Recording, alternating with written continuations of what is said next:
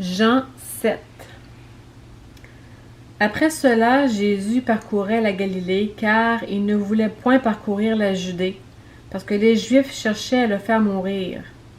Or, la fête des Juifs, celle des huttes, était proche.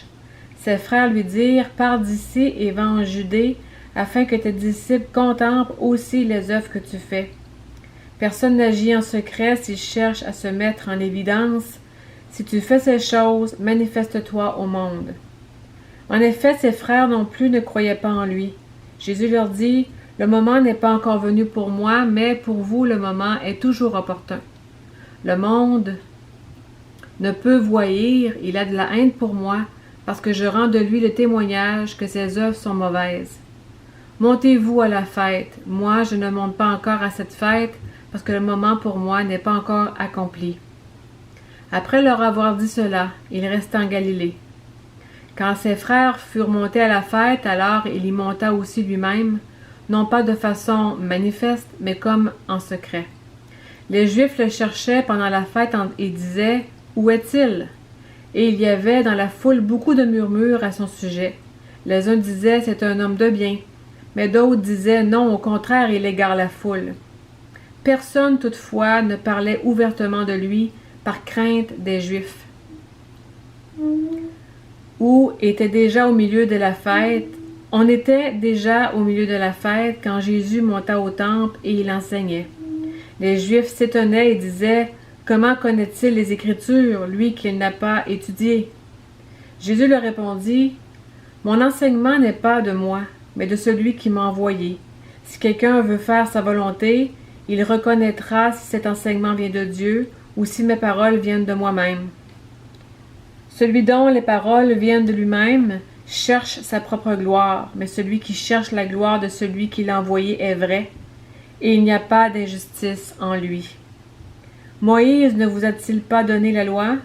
Et nul de vous ne pratiquez la loi. Pourquoi cherchez-vous à me faire mourir? » La foule répondit, « Tu as un démon. Qui cherche à te faire mourir? » Jésus leur répondit, « J'ai fait une œuvre, et vous en êtes tous étonnés. Moïse vous a donné la circoncision, non qu'elle vienne de Moïse, car elle vient des patriarches, et vous circoncisez un homme pendant le sabbat. Si un homme reçoit la circoncision pendant le sabbat, afin que la loi de Moïse ne soit pas violée, pourquoi vous irritez-vous contre moi parce que j'ai rendu à la santé un homme tout entier pendant le sabbat? Ne jugez pas selon l'apparence, mais jugez selon un juste jugement. » Quelques habitants de Jérusalem disaient, « N'est-ce pas celui qu'on cherche à faire mourir? Le voici qui parle ouvertement et on ne lui dit rien. Est-ce que les chefs auraient vraiment reconnu que c'est lui le Christ?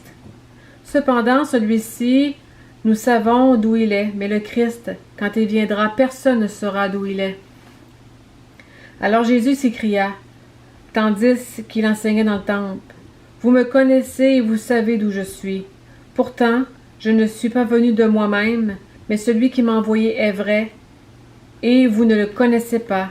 Moi je le connais, car je suis là de sa part, et c'est lui qui m'a envoyé. » Il cherchait donc à l'arrêter, et personne ne porta la main sur lui, parce que son heure n'était pas encore venue. Plusieurs parmi la foule crurent en lui et disaient, « Le Christ, quand il viendra, fera-t-il plus de miracles que n'en a fait celui-ci? » Les pharisiens entendirent ce que la foule murmurait à son sujet. Alors les principaux sacrificateurs et les pharisiens envoyèrent des gardes pour l'arrêter. Jésus dit, « Je suis encore avec vous pour un peu de temps, puis je m'en vais vers celui qui m'a envoyé. Vous me chercherez et vous ne me trouverez pas, et là où je serai, vous ne pouvez venir. » Les Juifs dirent entre eux, « Où va-t-il se rendre, parce que nous ne le trouvions? Où va-t-il se rendre pour que nous ne le trouvions pas? Va-t-il se rendre parmi ceux qui sont dispersés chez les Grecs et enseigner les Grecs? Que signifie cette parole qu'il a dite, « Vous me chercherez et vous ne me trouverez pas, et là où je serai, vous ne pouvez venir. » Le dernier jour, le grand jour de la fête, Jésus debout s'écria, « Si quelqu'un a soif, qu'il vienne à moi et qu'il boive. Celui qui croit en moi, des fleuves d'eau vive couleront de son sein, comme dit l'Écriture. Il dit cela de l'Esprit qu'allait recevoir ceux qui croiraient en lui, car l'Esprit n'était pas encore donné, parce que Jésus n'avait pas encore été glorifié. Des gens de la foule, après avoir entendu ces paroles, disaient « Celui-ci est vraiment le prophète ». D'autres disaient « Celui-ci est le Christ ». Et d'autres disaient « Est-ce bien de la Galilée que doit venir le Christ ?» L'Écriture ne dit-elle pas que c'est de la descendance de David et du village de Bethléem, d'où était David, que le Christ doit venir? Il y eut donc, à cause de lui, division parmi la foule. Quelques-uns d'entre eux voulaient l'arrêter, mais personne ne porta les mains sur lui. Les gardes retournèrent vers les principaux sacrificateurs et les pharisiens qui leur dirent « Pourquoi ne l'avez-vous pas amené ?» Les gardes répondirent « Jamais homme n'a parlé comme parle cet homme. » Les pharisiens leur répliquèrent « Est-ce que vous aussi vous avez été séduits? Y a-t-il quelqu'un des chefs ou des pharisiens qui ait cru en lui? » Mais cette foule qui ne connaît pas la loi, ce sont des maudits. Nicodème, qui était venu précédemment vers Jésus et qui était l'un d'entre eux, leur dit « Notre loi juge-t-elle un homme avant qu'on l'ait entendu et qu'on sache ce qu'il a fait? » Ils lui répondirent « Serais-tu toi aussi de la Galilée? Cherche bien et tu verras que de la Galilée il ne sort pas de prophète. »